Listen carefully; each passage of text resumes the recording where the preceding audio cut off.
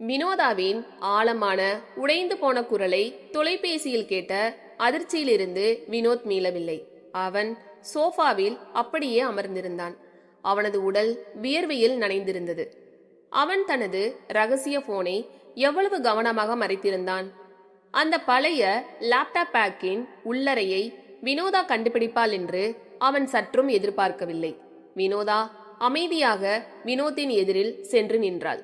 அவளது முகத்தில் இருந்த வலி இப்போது ஒரு கடுமையான முடிவாக மாறியிருந்தது. இந்த அமைதிக்கு என்ன அர்த்தம் வினோத்? நான் எல்லா உண்மையும் தெரிஞ்சுக்கிட்டேன். நீங்க கல்யாணம் பண்ணிக்க போறதா பேசியிருக்கீங்க. கிரெடிட் கார்டு பில்ல ரகசியமா மறைச்சிருக்கீங்க. இன்னைக்கு காலையில ஸ்வேதா கிட்டையும் நான் பேசிட்டேன். இனி நீங்க மறைக்க எதுவும் இல்லை. எதுக்காக இந்த நாடகம்? இதுக்கு என்னால விட தெரிஞ்சுக்காம நகர முடியாது, சொல்லுங்க என்று கேட்டாள். வினோத் மெதுவாக தலையை உயர்த்தி அவளை பார்த்தான். அவனது கண்களில் ஒருவிதமான கையாலாகாத நிலை தெரிந்தது. கோபம், குற்ற உணர்வு, பயம் அனைத்தையும் கலந்த ஒரு உணர்வு. வினோதா, நான் உன்னை சமாதானப்படுத்த முடியும்னு நினைச்சேன். ஸ்வேதா அவ சும்மா ஒரு டைம் பாஸ் தான் வினோதா. ஒரு டெம்பரவரியான ரிலேஷன்ஷிப், அவ்வளவுதான். கல்யாணம் எல்லாம் அதெல்லாம் சும்மா பேச்சு. நீ ஏன் இதையெல்லாம் இவ்வளவு சீரியஸா எடுத்துக்கிற? நான் உனக்கு என்ன குறை வச்சேன்?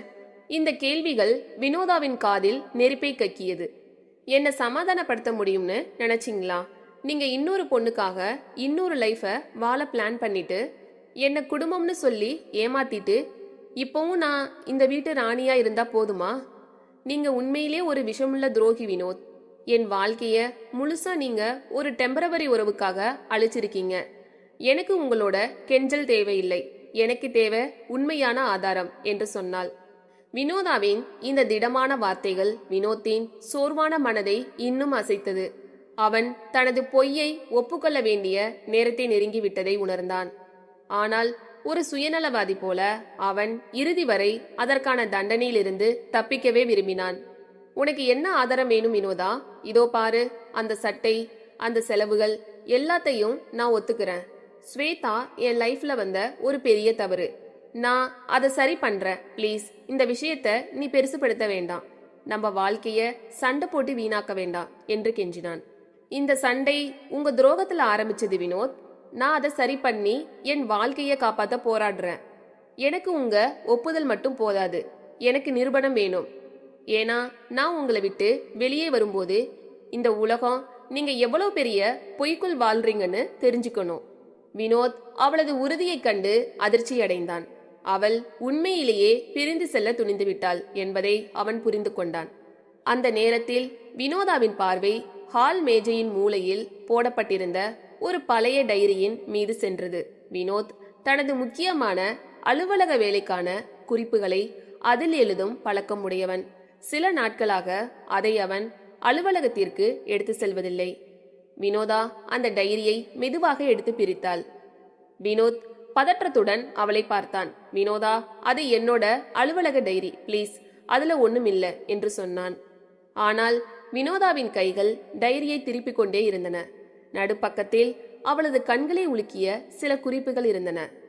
வினோத்தின் கையெழுத்தில் ஒரு அட்டவணை வரையப்பட்டிருந்தது. அது சாதாரண அட்டவணை போல தெரியவில்லை. தேதி, நேரம், இடம், செலவு விவரம், விசேஷ குறிப்புகள். இந்த அட்டவணையின் தலைப்பு personal expense tracking project S. வினோதாவின் கண்களில் கண்ணீர் இல்லை. இப்போது அவளது உடல் மரத்து போய்விட்டது. விளக்கம் இப்போது தெளிவாக இருந்தது. வினோத் ஸ்வேதாவின் பெயரை குறிப்பதற்காக எஸ் என்று பயன்படுத்தியிருக்கிறான். அவன் ஸ்வேதாவிற்கு பரிசு வாங்கியதை வினோதா கவனிக்கவில்லை என்று குறிப்பிட்டுள்ளான். மிகவும் அதிர்ச்சியூட்டும் தகவல், சிட்டி கிராண்ட் அபார்ட்மெண்டில் ஸ்வேதாவிற்காக ஒரு பிளாட்டை பதிவு செய்திருக்கிறான். அதில் அடுத்த மாதம் முழு அட்வான்ஸ் என்று குறிப்பிடப்பட்டிருக்கிறது. வினோத் வெறும் பிளாட் என்று சொல்லவில்லை. அவன் அவளுக்காக ஒரு வீட்டை பதிவு செய்து அவள் கேட்கும் நகைகளை வாங்கி கொடுத்து அவளுடன் ஒரு புதிய வாழ்க்கையை தொடங்க திட்டமிட்டிருந்தான். அதுவும் வினோதாவின் கண்களுக்கு தெரியாமல், தனது அலுவலக கிரெடிட் கார்டை பயன்படுத்தி ஒரு மாபெரும் பொய்யின் பெயரில். டைரி வினோதாவின் கையிலிருந்து நழுவி தரையில் விழுந்தது. அதன் பக்கங்கள் தாங்க முடியாத உண்மையை கக்கின. வினோத் டைரியில் இருந்த உண்மையை வினோதா கண்டுபிடித்து விடுவாள் என்பதை உணர்ந்து வேகமாக எழுந்து டைரியை எடுக்க முயன்றான். வினோதா, அதெல்லாம் பழைய குறிப்புகள், ப்ளீஸ். அது பொய்யான தகவல், நீ அதை நம்ப வேண்டாம். பொய்யா?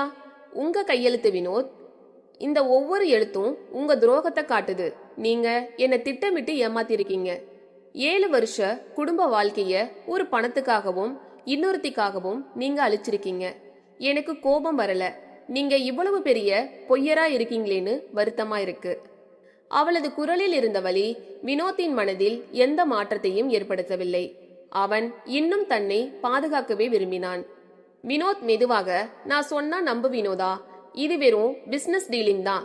நான் ஸ்வேதாவோட பிளாட்டை கம்பெனி அக்கௌண்ட்ல புக் பண்ணி தரலான்னு ஒரு பிளான்ல இருந்தேன். இதெல்லாம் கிளைண்டுக்காக தான். வினோதா கோபத்துடன், போதும் நிறுத்துங்க. வினோதா கிட்ட பிடிபடலன்னு நீங்க எழுதுனது ஒரு பிசினஸ் டீலிங்கா? நான் சட்டம் படிக்கல வினோத், ஆனா இந்த டைரியில இருக்கிற ஒவ்வொரு எழுத்தும் நீங்க எனக்கு செஞ்ச துரோகத்துக்கு நீதிமன்றத்துல ஒரு சாட்சியம். இந்த ஆதாரம் எனக்கு போதும் என்று சொல்லிவிட்டு வினோதா தரையில் விழுந்த டைரியை எடுத்து தன் மார்போடு அணைத்து கொண்டாள். அது வெறும் டைரி அல்ல, அது வினோத்தின் துரோகத்துக்கு கிடைத்த உறுதியான, மறுக்க முடியாத ஆதாரம். அவளது கண்ணீரில் அந்த துரோகத்தின் விஷத்தை அளிக்கும் வலிமை இப்போது வந்திருந்தது. இனி வினோதாவின் போராட்டம் தனிப்பட்டதாக இருக்காது, அது நீதிக்கான போராட்டமாக மாறப்போகிறது. வினோத் ஒரு நிர்வாக பொறுப்பில் உள்ளவன். அவன் எவ்வளவு கவனமாக இந்த துரோகத்தை மறைக்க பார்த்திருக்கிறான். ஆனால் மனைவி என்ற உள்ளுணர்வு அவனை ஒரு டைரியின் பக்கங்களில் கண்டுபிடித்து விட்டது. அவள் இப்போது ஒரு மனைவியாக இல்லை, வினோத்தின் துரோகத்தை உலகிற்கு உணர்த்த துடிக்கும் ஒரு போராளியாக மாற தயாரானாள். அடுத்து என்ன நடக்கப் போகிறது? டைரி கிடைத்த சாட்சியத்தை வினோதா என்ன செய்ய போகிறாள்? வினோத் டைரியை திரும்ப பெற முயற்சி செய்வானா? இறுதியில் இந்த துரோகம் ஒரு சண்டையாக மாறப்போகிறதா அல்லது சட்ட போராட்டமாக மாறப்போகிறதா? நண்பர்களே, இந்த கதை பிடித்திருந்தால் மறக்காம லைக் பண்ணுங்க, சப்ஸ்கிரைப் பண்ணுங்க, ஷேர் பண்ணுங்க, கமெண்ட்ஸ் பண்ணுங்க. அடுத்த எபிசோடில் சந்திக்கலாம். நன்றி.